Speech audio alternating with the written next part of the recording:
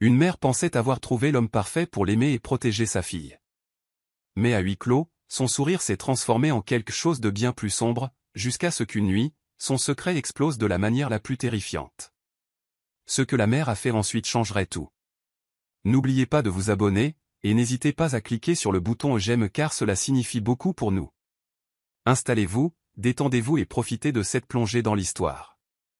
Isabella avait toujours eu les yeux fatigués. Pendant de nombreuses années, elle se réveillait avant le soleil, ses mains déjà occupées par le pain, la farine et le sucre à la boulangerie où elle travaillait. L'odeur du pain chaud s'accrochait à ses cheveux lorsqu'elle rentrait chez elle, et bien que son dos et ses bras lui fassent mal, elle gardait toujours le sourire pour sa petite fille, Camilla. La vie n'a jamais été facile, mais elle se disait que l'amour compenserait ce que l'argent ne pouvait pas faire. Quand Ramon est entré dans sa vie, Isabella a cru que ses prières avaient été exaucées. C'était un homme avec un large sourire, un rire doux et des mots qui coulaient comme du miel. Il venait souvent à la boulangerie, achetant de petites choses dont il n'avait pas besoin, juste pour la voir. Il complimentait son pain, disait que ses gâteaux étaient plus doux que tout le reste en ville.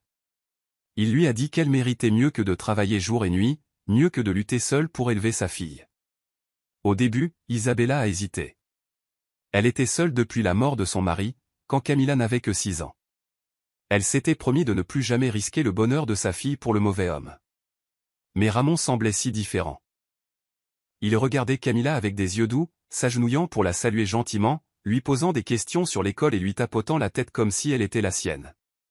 Camilla n'avait jamais vu sa mère rire autant que lorsque Ramon était là. Isabella a recommencé à rêver. Elle s'imaginait ne plus rentrer seule dans le noir, ne plus avoir à réparer seule les meubles cassés, ne plus s'inquiéter pour chaque pièce de monnaie. Elle a pensé à Camilla grandissant avec une figure paternelle, quelqu'un pour la guider. Elle voulait de nouveau une famille entière, une maison remplie de chaleur. Lorsque Ramon lui a demandé de l'épouser, Isabella a dit oui. Son cœur lui a dit que c'était le bon choix. Le mariage était petit, avec des voisins rassemblés, de la musique jouant et Camilla portant une nouvelle robe qu'Isabella avait mis des mois à économiser pour acheter. Cette nuit-là, Isabella est restée éveillée en souriant, croyant qu'une nouvelle vie avait commencé. Mais de petites ombres étaient déjà apparues. Ramon avait des yeux agités, toujours à regarder qui avait quoi et combien. Il parlait souvent avec amertume de son passé, de l'injustice d'être pauvre, des riches qui ne souffraient jamais. Pourtant, Isabella a fermé les yeux, se disant que chaque homme portait des blessures. Elle voulait croire que l'amour pouvait les guérir. En public, Ramon était charmant. Il serrait la main des voisins, portait les courses pour les vieilles femmes et jouait avec les enfants dans la rue. Il disait à tout le monde à quel point il était chanceux d'avoir Isabella et Camilla. Les gens l'admiraient, chuchotant qu'Isabella avait enfin trouvé un homme bon. Mais à huis clos, son sourire s'est parfois estompé. Sa voix est devenue plus dure, sa mâchoire s'est serrée chaque fois qu'Isabella faisait l'éloge de sa fille. Il voulait que les décisions soient les siennes, ce qu'il mangeait, comment l'argent était dépensé, ce que Camilla devait ou ne devait pas faire. Isabella se disait qu'il essayait simplement d'être responsable, d'être l'homme de la maison. Elle n'a pas remarqué que Camilla avait déjà commencé à baisser les yeux quand il la regardait, ni comment elle se déplaçait plus silencieusement autour de lui, comme un oiseau craignant d'être attrapé. L'espoir de la mère était brillant, mais déjà le masque du beau-père cachait quelque chose de plus sombre. Camilla n'avait que 9 ans lorsque la vérité a glissé à travers le masque de Ramon pour la première fois. C'était le soir, et la petite maison était calme, à l'exception du tic-tac de l'horloge murale. Isabella était allée travailler tard à la boulangerie, laissant Camilla seule avec son beau-père. Dans la cuisine, une tasse en céramique gisait brisée sur le sol. Le visage de Ramon s'est tordu de colère alors qu'il se tournait vers elle. Sa voix était basse, pas la voix amicale que les voisins entendaient toujours, mais quelque chose de froid et de tranchant. Il l'a accusée d'avoir cassé la tasse. Les yeux de Camilla se sont élargis de confusion. Elle ne l'avait pas touché. Elle était dans sa chambre en train de lire lorsqu'elle a entendu le bruit. Mais quand elle a essayé d'expliquer, Ramon s'est rapproché, ses yeux sombres. Il a attrapé son petit poignet. Ses doigts ont pressé fort, si fort qu'elle a grincé de douleur. Elle n'avait jamais vu son visage ainsi, tordu par la rage. Il s'est penché, son souffle chaud et lourd. « Si tu le dis à ta mère, a-t-il chuchoté, chaque mot coulant comme du poison, je te tuerai dans ton sommeil. » Camilla s'est figée. Les mots étaient comme des couteaux. Elle n'était qu'une enfant et elle l'a cru. Elle a hoché la tête rapidement, les larmes lui montant aux yeux. La peur s'est installée profondément dans sa poitrine, comme une pierre coulant au fond d'une rivière. Quand Isabella est rentrée plus tard cette nuit-là, elle a remarqué la tasse cassée sur le comptoir. Elle a demandé ce qui s'était passé. Camilla, avec son poignet brûlant sous sa manche, a forcé un sourire. Elle a dit qu'elle avait trébuché en nettoyant. Isabella a soupiré, lui a dit de faire plus attention et l'a serré dans ses bras. Derrière elle, Ramon se tenait silencieusement, souriant de satisfaction. Sa menace avait fonctionné. Le silence de la fille était scellé. Cette nuit-là, Camilla est restée éveillée dans son lit, fixant les ombres sur le plafond. Chaque craquement de la maison la faisait sursauter. Elle a tiré sa couverture jusqu'à son menton, tremblant. Elle voulait le dire à sa mère, mais les mots de Ramon résonnaient encore et encore. Elle avait trop peur. Elle a caché son poignet sous son oreiller, priant pour que le matin arrive vite. À partir de cette nuit, l'enfance ne s'est plus sentie en sécurité. Les punitions sont devenues plus fréquentes après cette nuit-là. Ramon trouvait toujours des raisons, aussi petites soient-elles. Si elle laissait ses chaussures près de la porte au lieu de sous son lit, il appelait cela un manque de respect. Si elle égarait un manuel scolaire, il appelait cela de la paresse. Si elle riait trop fort, il disait qu'elle se moquait de lui. Quand Isabella partait travailler, la maison devenait un lieu de peur. Ramon enlevait sa ceinture, le son du cuir glissant faisant se tordre l'estomac de Camilla de terreur. D'autres fois, il la faisait s'agenouiller sur des grains de maïs durs pendant des heures, jusqu'à ce que ses genoux enflés brûlent. Chaque échymose, chaque éraflure, était cachée sous de longues manches et des sourires forcés. Isabella a remarqué que sa fille devenait plus calme. Elle a demandé une ou deux fois si quelque chose n'allait pas, mais Camilla a toujours dit qu'elle allait bien. Elle inventait des histoires, elle avait trébuché, elle était tombée, elle s'était cognée contre des portes. Isabella acceptait les réponses, se disant que sa fille était juste maladroite ou peut-être timide en grandissant. Elle était fatiguée par le travail, aveugle à la vérité qui se cachait à la vue de tous. Ramon jouait son rôle à la perfection. Parfois, il cuisinait le dîner, apportant à Isabella une assiette avec un sourire, faisant semblant d'être attentionné. Il posait des questions sur l'école de Camilla, lui tapotant la tête comme si de rien n'était. Pour les étrangers, il ressemblait à un beau-père qui la soutenait. À l'intérieur de la maison, ses murmures lui rappelaient la menace, par les mœurs. Camilla portait sa peur comme des chaînes invisibles. Chaque jour, elle apprenait à survivre en restant silencieuse, en se déplaçant avec prudence, en cachant chaque échymose. La fille qui riait facilement marchait maintenant la tête baissée, son monde se rétrécissant dans des coins tranquilles. À l'école, Camilla est devenue la fille calme. Elle portait de longues manches même lorsque le soleil était chaud, cachant les marques violettes et jaunes sur ses bras. Elle évitait les jeux pendant la récréation, s'asseyant sous un arbre avec ses livres. D'autres enfants lui demandaient pourquoi elle ne jouait pas, mais elle ne faisait que sourire faiblement et disait qu'elle était fatiguée. Ses cahiers se remplissaient de dessins. Elle dessinait des cages avec des ombres à l'intérieur, de petites filles entourées de géants sans visage, des monstres qui la surplombaient. C'était sa façon de parler sans mots. Mais personne n'a compris. Les professeurs ont jeté un coup d'œil au dessin et ont pensé qu'elle avait une imagination débordante. Ils ont vu son silence comme de la timidité, pas comme des appels à l'aide. Lorsque des camarades de classe lui demandaient des nouvelles de son père, elle se sentait mal d'utiliser ce mot pour Ramon. Elle s'efforçait à dire qu'il allait bien, souriant toujours comme si de rien n'était. À l'intérieur, son estomac se tordait de honte et de peur. À la maison, elle est devenue douée pour inventer des excuses. Si Isabella remarquait qu'elle boitait, elle disait qu'elle avait trébuché dans les escaliers. Si elle voyait une marque sur son bras, Camilla affirmait qu'elle était tombée à l'école. Isabella la croyait, trop occupée et trop confiante pour voir la vérité. Le masque de Ramon restait ferme en public. Il aidait les voisins à réparer les clôtures, portait de lourds sacs pour les vieilles femmes, donnait même de petits bonbons aux enfants dans la rue. Les gens disaient qu'Isabella était chanceuse que Ramon soit un homme bon. Personne ne voyait l'obscurité qui grandissait à huis clos. Camilla a tout enduré en silence. Chaque jour, elle s'accrochait à un espoir fragile, qu'un jour, d'une manière ou d'une autre, sa mère verrait la vérité sans qu'elle ait à parler. Lorsque Camilla a eu 12 ans, Isabella a voulu rendre cela spécial. Pendant des semaines, elle a économisé des pièces sur son salaire, sautant de petits repas pour pouvoir acheter quelque chose de beau à sa fille. Elle a choisi un délicat collier en argent avec un minuscule pendentif en forme de cœur, l'enveloppant dans une petite boîte. Elle a prévu de surprendre Camilla en quittant le travail plus tôt, en l'emmenant prendre un gâteau et en lui donnant le collier. Elle a promis à sa fille une journée heureuse, un souvenir à chérir. Ce matin-là, la maison semblait lourde. Isabella s'est réveillée tôt pour préparer le petit déjeuner préféré de Camilla, du lait chaud et du pain sucré. Elle a placé l'assiette devant sa fille, souriant.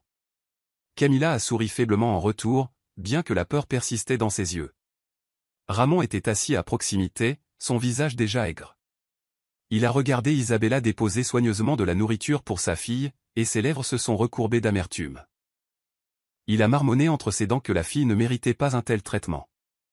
Isabella n'a pas entendu, mais Camilla, si. Son cœur s'est serré. Après le petit déjeuner, Isabella a embrassé le front de sa fille et s'est dépêchée d'aller à la boulangerie. Ramon se tenait à la porte, ses yeux froids. Au moment où la porte s'est fermée, la maison a semblé changer. L'air était épais, lourd de son humeur. Camilla a essayé de rester silencieuse, assise à la table avec son manuel scolaire ouvert. Elle fredonnait doucement sous son souffle pour calmer ses nerfs. Mais les yeux de Ramon la suivaient comme un nuage d'orage. Il l'a accusée d'être ingrate, de voler l'attention de sa mère. Sa voix est devenue plus forte, plus dure, alors qu'il la surplombait. Les mains de Camilla tremblaient alors qu'elle tournait une page de son livre. Elle priait silencieusement pour que sa mère rentre bientôt, pour que la journée ne se termine pas dans la douleur. Son anniversaire était censé être une journée de joie. Mais au fond d'elle, elle craignait que cela ne devienne une journée qu'elle n'oublierait jamais pour une autre raison. L'orage se préparait, et elle se sentait impuissante à l'arrêter. Le soleil du soir a plongé derrière les collines, laissant la petite maison dans des ombres douces. Camilla était assise à la petite table en bois, son manuel scolaire ouvert devant elle. Elle traçait les mots avec son doigt, les chuchotant doucement. Pour se calmer, elle fredonnait une mélodie douce, à peine plus forte que le bruissement des rideaux. Mais Ramon était assis à proximité, la regardant comme un faucon. Son visage était tendu, ses lèvres minces. Chaque son qu'elle faisait écorchait ses nerfs. La maison, si petite et fragile, semblait devenir plus sombre avec sa colère. Il a soudainement claqué sa main sur la table. Le bruit l'a fait sursauter, et son crayon a roulé sur le sol. Sa voix s'est élevée comme le tonnerre, l'accusant de se moquer de lui avec son fredonnement. Camilla a secoué la tête rapidement, sa voix tremblant. Elle a dit qu'elle lisait seulement, qu'elle apprenait seulement. Mais ces mots étaient comme des étincelles jetées dans l'herbe sèche, ils ont alimenté le feu au lieu de le calmer. Les yeux de Ramon brûlaient. Il est entré en trombe dans la cuisine, ses pas lourds résonnant comme des battements de tambour. Camilla s'est figée, son cœur battant à tout rompre. Elle a entendu le bruit de l'eau, et puis le sifflement du feu alors qu'il plaçait la bouilloire sur la cuisinière. Les minutes ont traîné lentement, chaque seconde s'étirant comme une corde. La bouilloire a commencé à gronder, de la vapeur s'échappant avec des sifflements aigus. Le souffle de Camilla est venu par de courtes bouffées.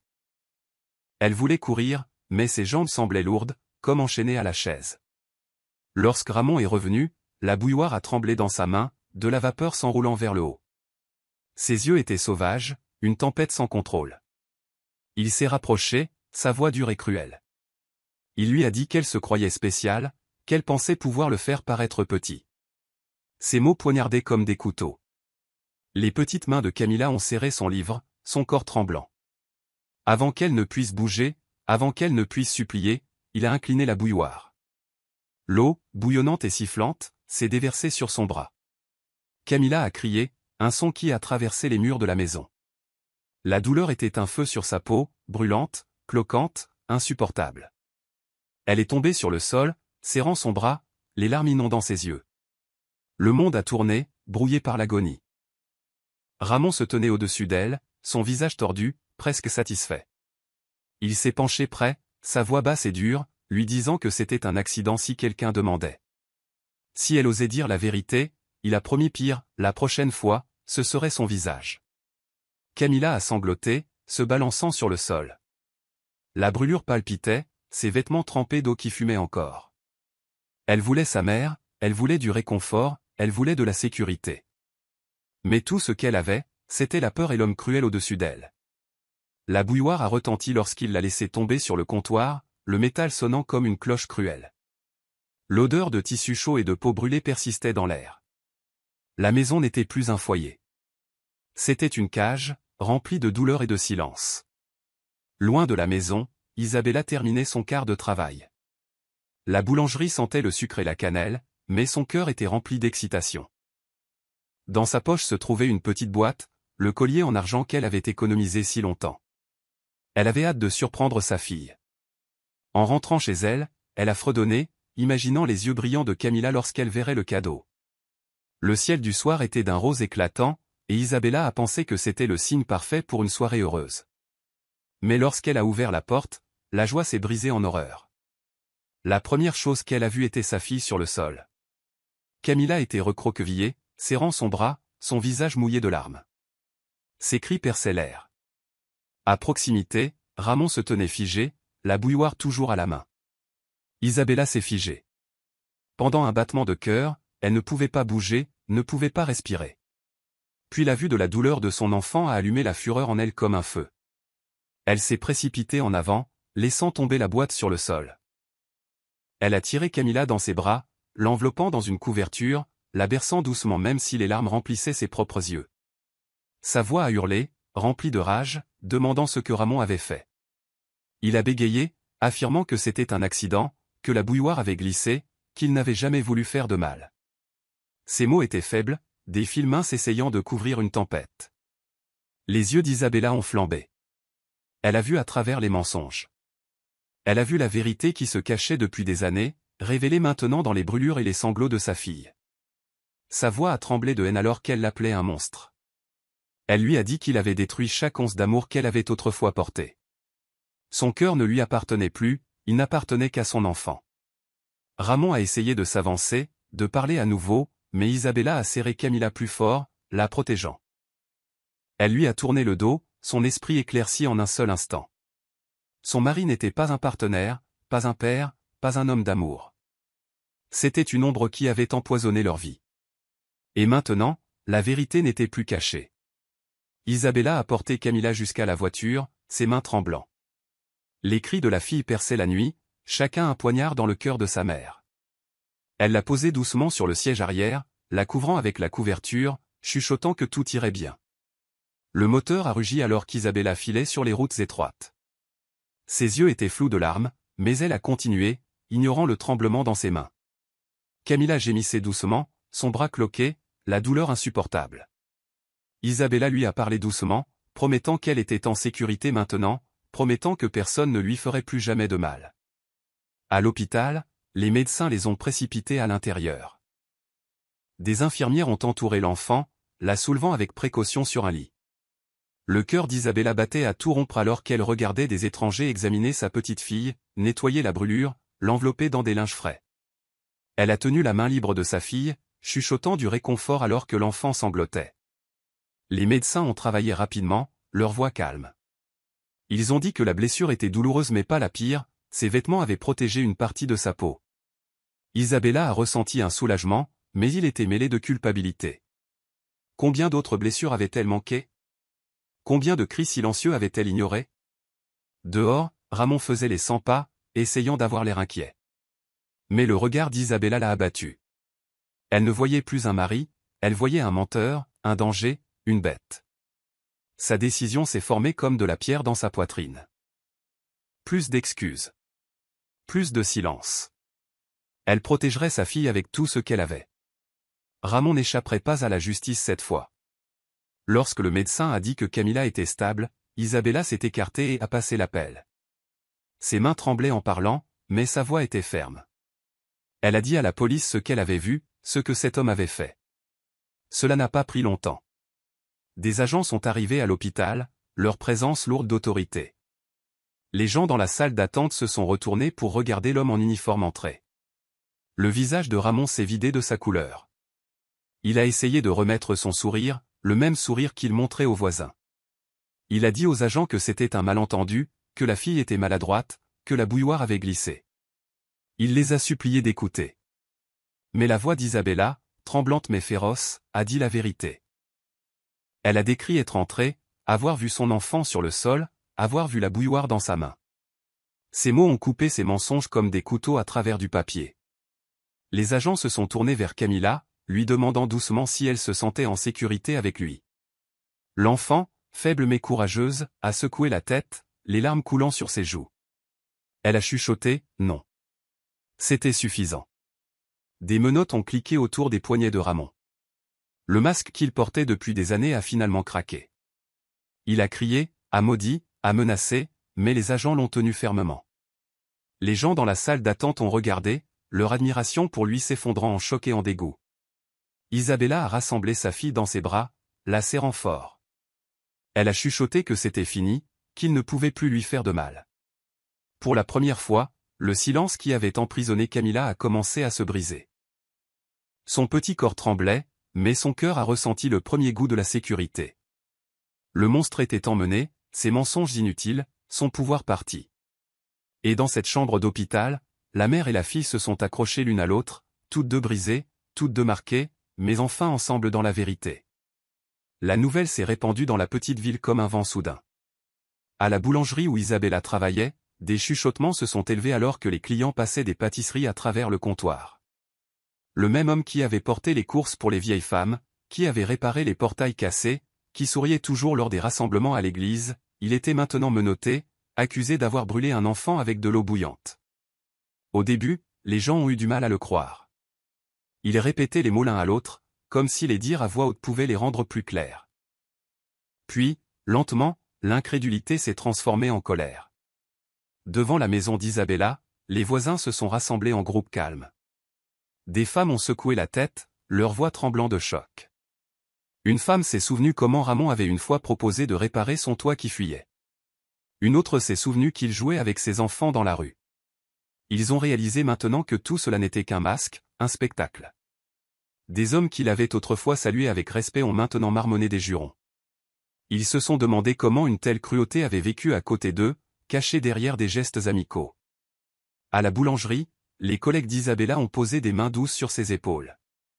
Ils lui ont dit qu'ils allaient collecter de l'argent pour aider avec les factures d'hôpital. Leur visage portait de la pitié, mais aussi de la culpabilité. Pourquoi aucun d'eux n'avait-il remarqué? À l'école, les professeurs de Camilla se sont assis ensemble dans la salle du personnel, le silence lourd entre eux. Ils ont repensé aux dessins qu'elle faisait, aux longues manches qu'elle portait, à la façon calme dont elle évitait de jouer. Ils ont avoué avoir manqué les signes, qu'ils avaient pensé qu'elle était juste timide. Leur honte était claire, mais leur détermination à la soutenir maintenant l'était aussi. Le lendemain à l'hôpital, Isabella a tenu sa fille et a pleuré. Son cœur saignait de douleur et de honte. Elle regardait le bras bandé de Camilla, son visage pâle, les larmes qui venaient même dans son sommeil. Elle chuchotait des excuses encore et encore, bien que l'enfant soit trop fatigué pour les entendre. Sa colère contre Ramon brûlait, mais plus profond encore était sa colère contre elle-même. Elle avait été si désireuse de croire en l'amour, si désespérée d'avoir un partenaire, qu'elle avait ignoré les signes. Maintenant, sa fille portait des cicatrices à cause de cela. Mais même en pleurant, elle a fait le vœu, avec toute la force de son cœur, plus jamais elle ne fermerait les yeux sur la douleur de son enfant. Dans la douce lumière de la chambre d'hôpital, Camilla était allongée avec son bras enveloppé de bandages. La chambre sentait le désinfectant, mais autour de son lit se trouvait sa mère, tenant sa main fermement. Pour la première fois depuis des années, la fille a senti qu'elle pouvait respirer sans que la peur ne lui opprime la poitrine. Isabella s'est penchée près, chuchotant qu'elle était en sécurité maintenant, que le monstre ne pouvait plus la toucher. Quelque chose à l'intérieur de Camilla a remué, quelque chose qui avait été enfermé pendant trop longtemps. Ses lèvres ont tremblé, sa voix petite. Elle a commencé à parler. Les mots ont coulé lentement au début, comme un ruisseau se libérant de la glace. Elle a raconté à sa mère les nuits où il la menaçait, à propos de la ceinture, de s'agenouiller sur du maïs jusqu'à ce que ses genoux enflent. Elle a parlé des mensonges qu'elle avait racontés, chaque chute, chaque échymose expliquée par de fausses histoires. Isabella pleurait silencieusement, des larmes roulant sur ses joues alors que la vérité de sa fille se déployait. Elle a réalisé que chaque petit moment qu'elle avait balayé du revers de la main avait été un cri caché. La voix de Camilla a tremblé alors qu'elle se souvenait de son chuchotement, que si elle parlait un jour, elle mourrait. Elle a avoué comment elle avait porté cette peur chaque jour, comment elle avait fait taire ses rires, volé son enfance. Sa mère a serré sa main fermement, promettant qu'elle n'aurait plus jamais à la porter seule. Elle a chuchoté que Camilla était plus courageuse que n'importe quel soldat, plus forte que n'importe quelle montagne. Les infirmières à proximité écoutaient tranquillement, leurs yeux mouillés de larmes. Elles avaient vu de nombreux patients, mais peu aussi courageux que cette petite fille avec des cicatrices plus profondes que la peau. Lorsque Camilla a terminé, sa poitrine s'est sentie plus légère, bien que l'épuisement la tirait. Elle a fermé les yeux, chuchotant qu'au moins maintenant sa mère savait. Pour une fois, les chaînes du silence étaient brisées. Le procureur est arrivé à l'hôpital avec un dossier en cuir sous le bras. Son visage était sérieux mais gentil. Il s'est assis à côté d'Isabella et de Camilla, écoutant attentivement alors que la fille répétait son histoire, cette fois en détail. Chaque menace, chaque punition, chaque échymose cachée par des mensonges. Il a pris des notes, hochant la tête, son stylo grattant rapidement. Il a posé des questions douces, ne poussant jamais trop fort. Lorsque Camilla a hésité, Isabella a serré sa main, lui rappelant qu'elle n'était pas seule.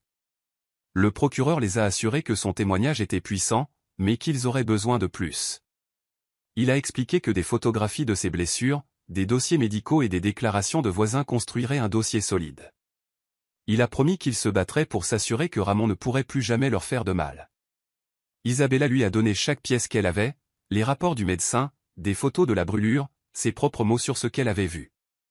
Elle lui a dit qu'elle était prête à témoigner, prête à faire face à l'homme qui l'avait trompée pendant si longtemps.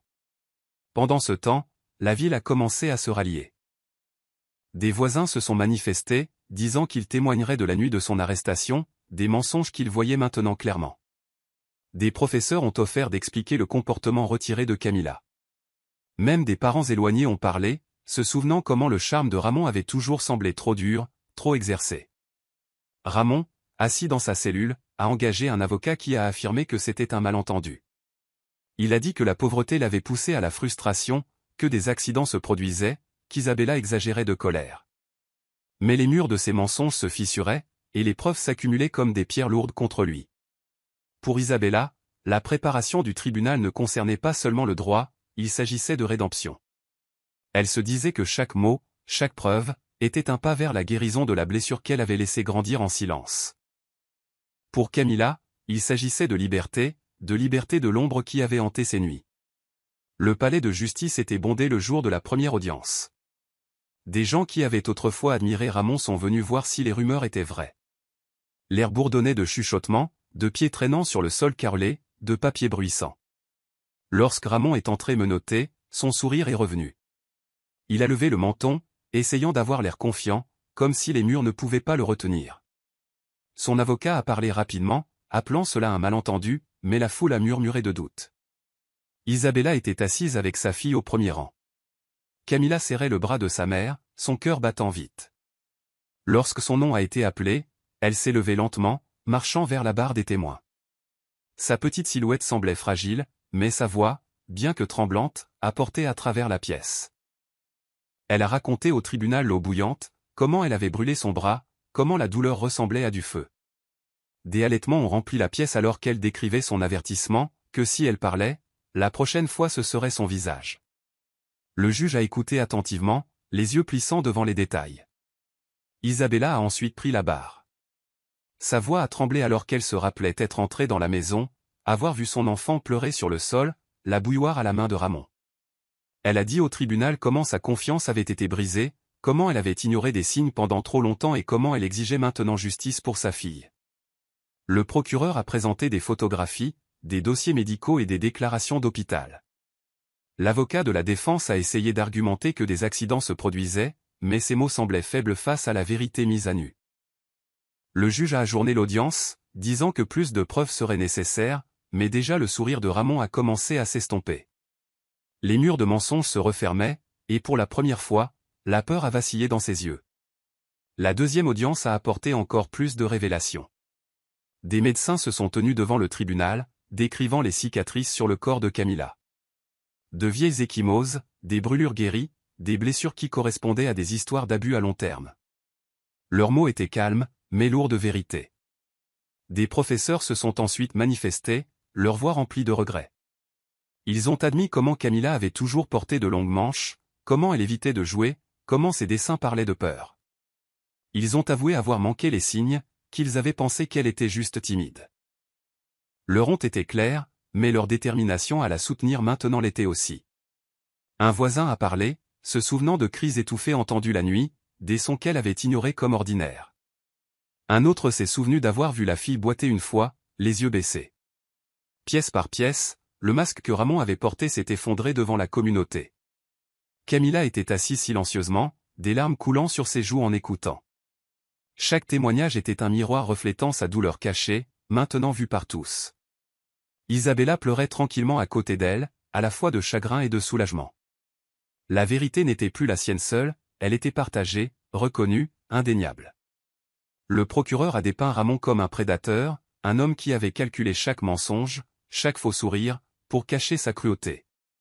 La défense a faiblement argumenté sur les accidents et la pauvreté, mais personne n'a cru. L'air de la salle d'audience était épais de colère et de chagrin. Chaque voix qui parlait était un clou de plus dans le cercueil de Ramon. Son image de gentillesse, sa réputation de charme, tout a été brisé.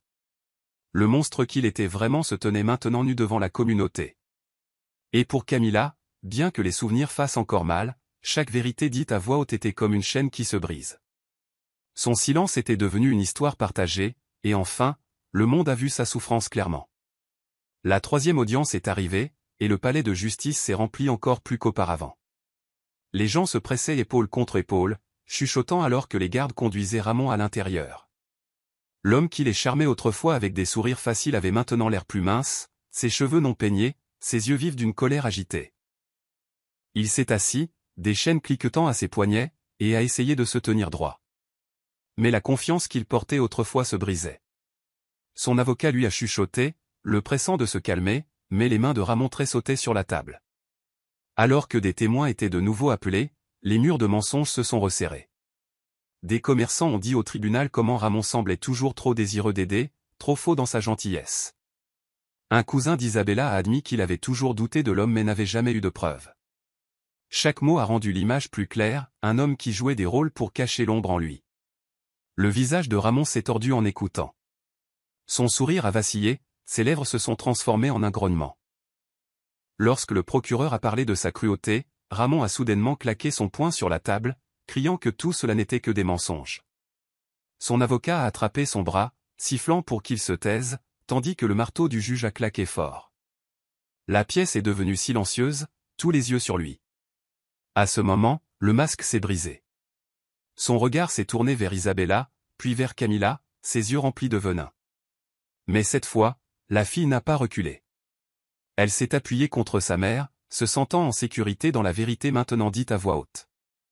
Ramon a de nouveau crié, accusant Isabella d'avoir retourné sa femme et ses voisins contre lui. Il a dit que la pauvreté l'avait rendu en colère, qu'il n'était qu'une victime de sa vie difficile. Ces mots ont résonné à travers la pièce, désespérés et sauvages. Mais personne n'a hoché la tête, personne n'a cru. La voix du procureur a coupé ses rangs, ferme et régulière. Il a dit que la pauvreté expliquait la faim, mais pas l'eau bouillante versée sur un enfant. La pauvreté expliquait la fatigue, mais pas les cicatrices cachées pendant des années.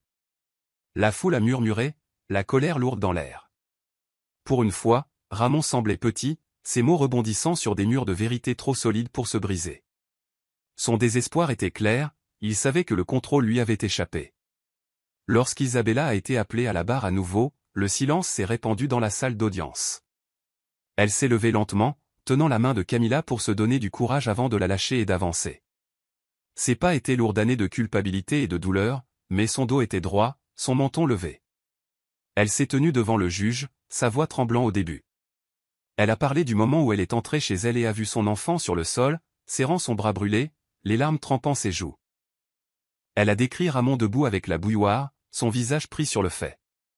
Sa voix est devenue plus forte alors qu'elle parlait de la confiance qu'elle lui avait autrefois donnée, comment elle avait cru qu'il les aimait, comment elle avait ignoré les signes d'avertissement parce qu'elle désirait un partenaire. Elle a avoué son aveuglement, sa culpabilité, sa honte de ne pas avoir vu plus tôt.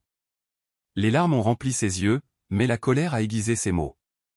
Elle a tourné son visage vers Ramon, non plus comme une femme, mais comme une mère.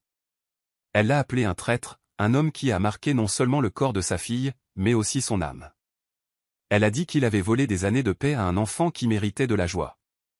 La salle d'audience a écouté en silence, beaucoup avec les yeux mouillés. Une femme dans le fond a chuchoté à une autre que la force d'Isabella était comme du feu. Les derniers mots d'Isabella ont frappé comme des pierres. Elle a dit au tribunal qu'il méritait toutes les punitions que la loi pouvait donner, qu'aucune excuse ne pourrait jamais effacer la douleur qu'il avait causée. Le juge a hoché la tête solennellement, son stylo grattant des notes.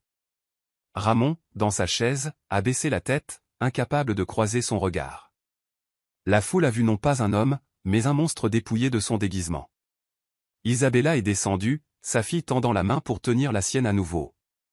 Elle a chuchoté à Camilla qu'elle n'avait plus peur. Pour la première fois, sa voix ne portait aucun doute. La salle d'audience est devenue silencieuse lorsque le juge a appelé Camilla une fois de plus. Elle s'est levée lentement, son bras bandé reposant à son côté. La pièce semblait beaucoup trop grande pour sa petite silhouette, mais elle a levé le menton, chaque pas ferme. Elle est montée sur le siège des témoins, ses pieds touchant à peine le sol. Le juge a parlé doucement, lui demandant si elle était prête. Camilla a hoché la tête. Sa voix était calme au début, mais claire.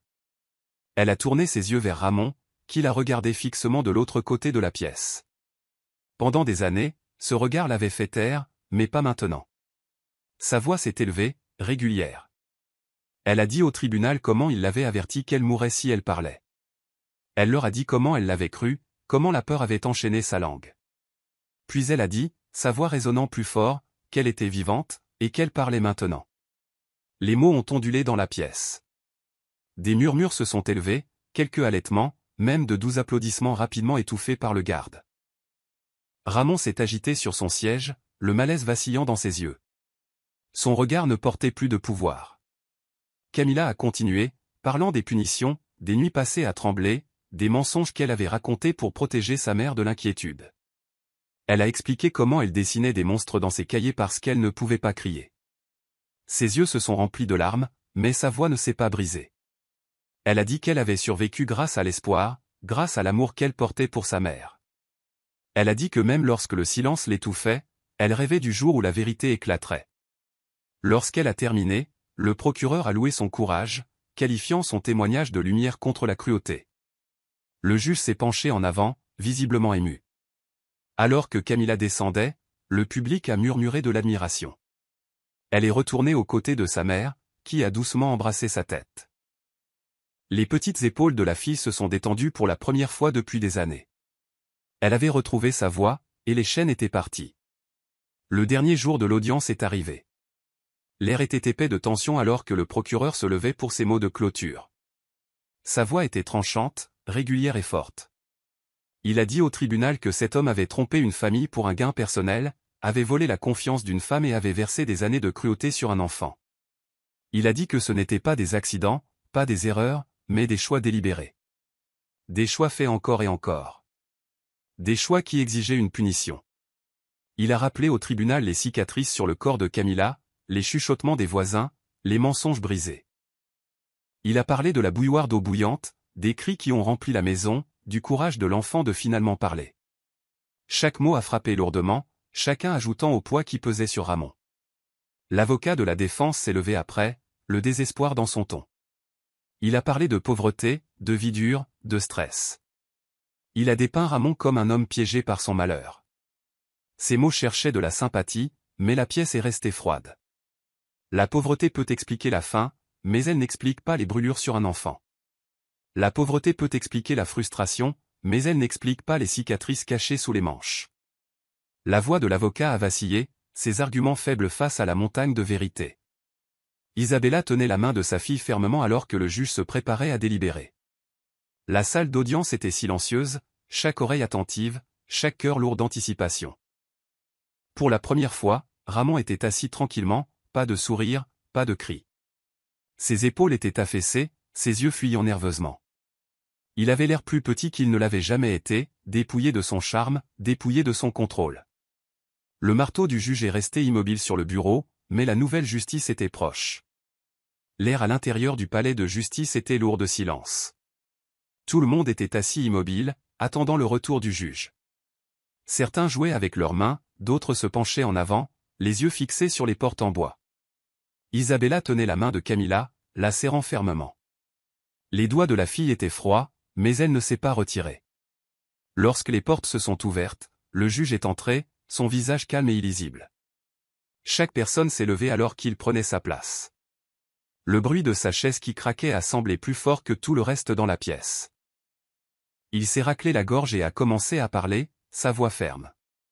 Il a dit qu'il avait écouté tous les mots, étudié toutes les preuves et porté le poids de la justice dans sa décision.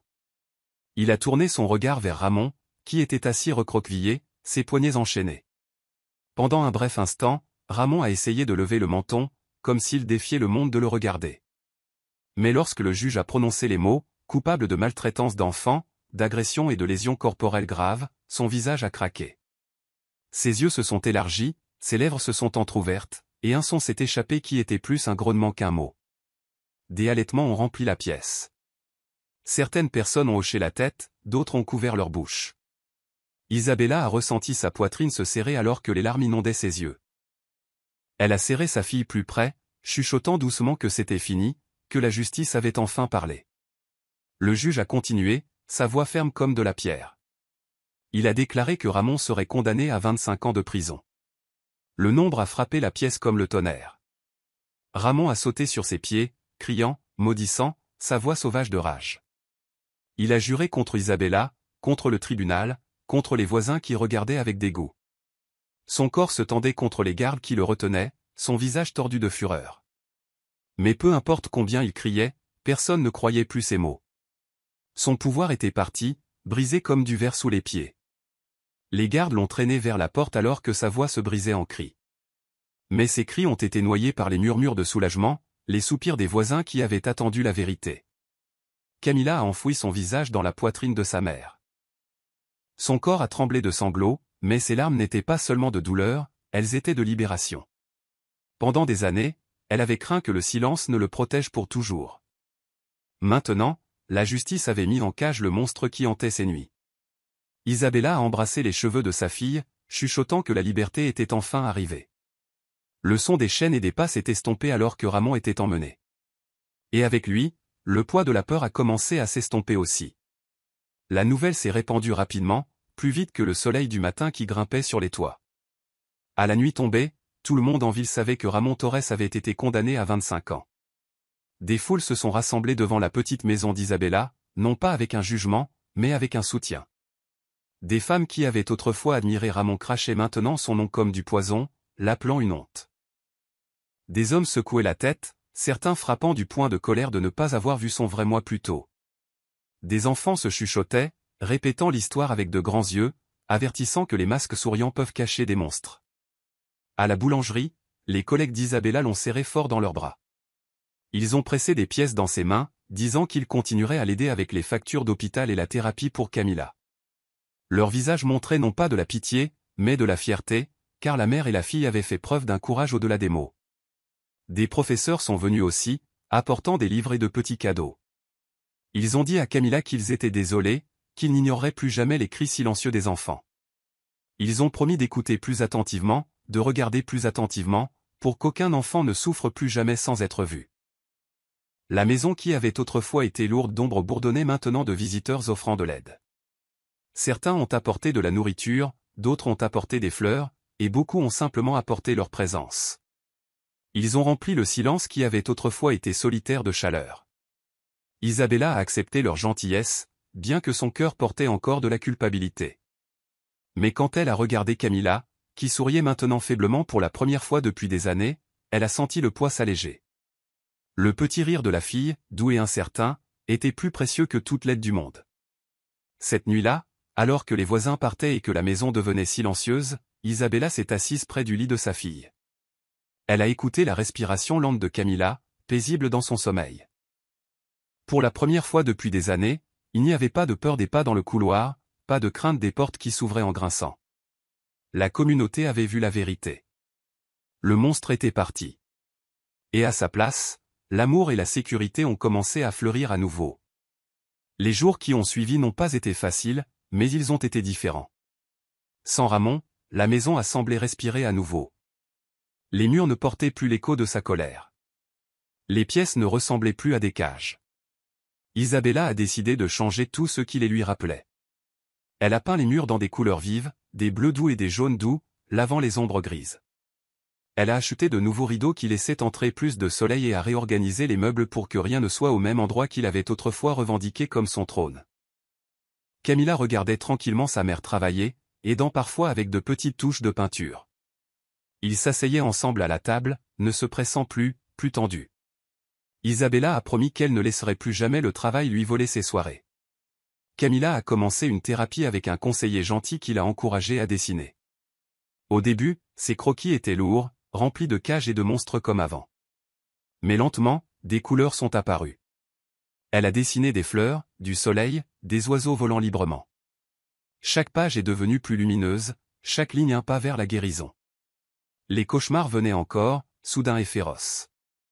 Camilla se réveillait parfois dans le noir, son corps tremblant, ses cris aigus de peur. Mais à chaque fois, Isabella était là, l'enveloppant dans ses bras, chuchotant qu'il était parti, qu'il ne pouvait plus revenir. Ensemble, elles ont appris à rire à nouveau. Ce n'était pas fort au début, juste de petits gloussements à des erreurs stupides dans la cuisine, ou des sourires à des blagues racontées doucement. Mais chaque son de joie était comme une bougie allumée contre l'obscurité. Le collier qu'Isabella avait autrefois acheté est resté dans sa boîte, attendant. Elle voulait le lui donner quand le moment serait venu, non pas comme un rappel de la douleur, mais comme une célébration de la survie. Leur maison n'était plus hantée. C'était la leur seule, un lieu de guérison, de sécurité, de nouveau départ. Des mois ont passé, et le 13e anniversaire de Camilla est arrivé. Cette fois, Isabella s'est préparée avec soin, déterminée à laver le souvenir amer du dernier anniversaire. La petite maison s'est remplie de couleurs. Des banderoles pendaient au plafond, des ballons flottaient doucement dans l'air. Sur la table se trouvait un gâteau couvert de fleurs vives faites de glaçage, des bougies attendant d'être allumées. Des amis de l'école sont arrivés, portant de petits cadeaux emballés dans du papier. Des professeurs sont venus aussi, souriant chaleureusement, fiers de la bravoure qu'elle avait montrée. La maison bourdonnait de rires, de pas et de voix joyeuses. Camilla se tenait au centre, timide au début, mais lentement son visage s'est adouci en sourire. Elle portait une robe pour laquelle sa mère avait économisé, son tissu doux flottant autour de ses genoux. Son bras bandé était guéri, bien que de légères cicatrices subsistaient, brillant faiblement sous la lumière. Quand ce fut le moment du gâteau, Isabella a sorti la petite boîte qu'elle avait gardée. Elle l'a ouverte devant tout le monde, soulevant le collier en argent avec le minuscule pendentif en forme de cœur. Elle l'a attaché doucement autour du cou de sa fille, chuchotant doucement que c'était pour sa brave fille. Les larmes ont rempli les yeux de Camilla, mais son sourire était large. Elle a serré sa mère fort dans ses bras, le collier froid contre sa peau mais chaud en signification. La pièce s'est remplie d'applaudissements et d'acclamations alors que les bougies vacillaient, et elle les a soufflées avec un vœu qu'elle seule connaissait. La fête s'est remplie de musique et de danse. Les enfants jouaient à des jeux, les rires résonnant dans les pièces. Pour la première fois, Camilla ne s'est pas sentie cachée, pas réduite au silence, mais célébrée. Elle n'était plus une fille piégée dans les ombres, elle était une survivante, aimée et libre. Cette nuit-là, alors que la maison devenait silencieuse après que les invités soient partis, Isabella s'est assise avec sa fille, toutes deux fatiguées mais souriantes. Camilla a touché le collier doucement et a dit qu'il la faisait se sentir forte, comme si rien ne pouvait plus la briser. Isabella a embrassé son front, chuchotant qu'elle était fière au-delà des mots. Ensemble, elles se sont recroquevillées sur le canapé, la lueur des bougies encore faible sur la table. Cet anniversaire n'était plus un souvenir de douleur. C'était une marque de survie, de liberté, d'amour plus fort que n'importe quelle cruauté. Pour la première fois depuis des années, la maison n'était pas remplie de peur, mais de joie. Les jours après l'anniversaire de Camilla ont porté une nouvelle sorte de lumière. La maison, autrefois lourde d'ombre, résonnait maintenant de rires doux. Mais Isabella savait que son voyage ne consistait pas seulement à protéger sa fille, il s'agissait aussi de s'assurer qu'aucune autre mère n'ignore les cris cachés d'un enfant. Elle a commencé à rendre visite à un petit groupe en ville qui aidait les familles confrontées à des difficultés. Au début, elle a seulement écouté, assise tranquillement alors que des femmes partageaient des histoires de douleur et de survie. Mais un soir, lorsque la chef du groupe a demandé si quelqu'un voulait parler, Isabella a senti son cœur battre vite. Elle s'est levée, ses mains tremblant, sa voix basse. Elle leur a parlé de Ramon. Elle leur a dit comment il portait un sourire en public mais devenait cruel à huis clos. Elle a avoué comment elle avait ignoré les supplications silencieuses de sa fille parce qu'elle était aveuglée par l'amour et l'espoir. Les larmes ont rempli ses yeux, mais sa voix est devenue plus forte. Elle a dit qu'aucune mère ne devrait jamais manquer les signes, que le silence pouvait être aussi dangereux que la cruauté. Les femmes écoutaient, certaines pleurant, d'autres hochant la tête avec des cœurs lourds. Ces mots avaient du poids parce qu'ils étaient vrais, nés de cicatrices qui faisaient encore mal. La nouvelle s'est répandue, et bientôt Isabella a été invitée à parler lors de réunions communautaires. Elle a partagé son histoire non pas avec honte mais avec un but. Elle a dit qu'écouter les enfants était l'acte le plus important qu'un parent pouvait faire. Elle a exhorté les voisins à regarder attentivement, à croire les calmes, à ne jamais se laisser berner par les masques. Camilla se tenait parfois à côté d'elle, tenant sa main. Elle était timide mais fière, sa présence un symbole vivant de survie. Les gens ont commencé à les regarder non pas avec pitié, mais avec respect. La boulangerie où Isabella travaillait est devenue plus qu'un lieu de pain et de gâteaux. Des femmes qui se sentaient en insécurité y sont venues, sachant qu'elle écouterait. Elle leur a donné du thé, un coin tranquille et des mots de réconfort. Lentement, sa boulangerie est devenue un espace sûr dans la ville. Bien que la culpabilité persiste encore dans le cœur d'Isabella, elle a trouvé la rédemption dans l'action. Chaque histoire qu'elle a partagée, chaque femme qu'elle a réconfortée, était un pas vers la guérison, pour elle-même, pour sa fille et pour les autres aussi. La nuit, lorsqu'elle bordait Camilla au lit, elle chuchotait que la douleur les avait transformées en combattantes. Elle a promis à sa fille que leur histoire ne serait pas une histoire de faiblesse, mais de courage, une histoire qui pourrait éclairer un chemin pour d'autres perdus dans le noir. Camilla a fleuri avec le temps. Les ombres de la peur vacillaient encore dans ses rêves, mais chaque jour elle grandissait, plus forte, plus vivante. La thérapie lui a donné des mots pour parler et des couleurs pour dessiner. Ses cahiers, autrefois remplis de cages et de monstres, montraient maintenant des ciels larges de soleil. Elle a dessiné des oiseaux avec des ailes déployées, des fleurs qui s'ouvraient, des rivières qui coulaient librement. Ses professeurs ont remarqué et ont commencé à afficher ses dessins sur les murs des salles de classe. Bientôt, son travail est apparu lors d'événements communautaires, admiré par beaucoup. Un après-midi, son conseiller lui a demandé ce qu'elle voulait faire plus tard. Camilla a réfléchi tranquillement, puis a dit qu'elle voulait aider les enfants qui portaient la même douleur qu'elle avait autrefois. Elle rêvait de devenir art-thérapeute, quelqu'un qui écoutait non seulement les mots, mais aussi les dessins, les couleurs, le langage silencieux des enfants. Les yeux d'Isabella se sont remplis de larmes de fierté lorsqu'elle a entendu. Elle a encouragé chaque rêve, achetant à sa fille de nouveaux crayons, carnets de croquis et couleurs même lorsque l'argent était serré. Elle lui a dit que la force ne se mesurait pas par les cicatrices, mais par ce que l'on faisait après elle. À l'école, Camilla a commencé à sourire plus souvent. Elle riait avec des amis, ne se cachant plus derrière le silence. Elle parlait en classe, sa voix petite mais ferme. Les professeurs ont loué sa bravoure, lui disant qu'elle était la preuve que la lumière pouvait grandir même après des années d'obscurité. La nuit, Camilla écrivait parfois des lettres à son père, celui qu'elle avait perdu il y a longtemps. Elle lui disait qu'elle était en sécurité maintenant, que sa mère l'avait protégée, qu'elle guérissait. Elle imaginait qu'il était fier, la regardant d'en haut. Le collier en argent autour de son cou scintillait dans la lumière de la lampe. Elle le touchait souvent, sentant son métal frais comme un rappel de l'amour de sa mère. Il est devenu son bouclier, son symbole de survie. Ses rêves n'appartenaient plus aux ombres. Ils appartenaient à l'espoir, à la guérison, à un avenir où elle transformerait sa douleur en lumière pour les autres. Des années ont passé comme des pages qui tournent dans un livre. Ramon est resté enfermé derrière les barreaux, un souvenir qui s'est estompé un peu plus chaque jour. Son nom était rarement prononcé en ville, et quand il l'était, il ne portait que du dégoût. Camilla est devenue une jeune femme, ses cicatrices faibles mais sa force indéniable. Elle marchait dans les rues la tête haute, le collier en argent reposant toujours contre sa poitrine. Les gens la saluaient chaleureusement, non pas avec pitié, mais avec admiration. Isabella regardait avec fierté. Elle voyait sa fille devenir une femme non pas définie par la souffrance, mais par la survie. Elle la voyait rire librement, parler audacieusement et poursuivre ses rêves avec courage. Leur maison était maintenant remplie de lumière.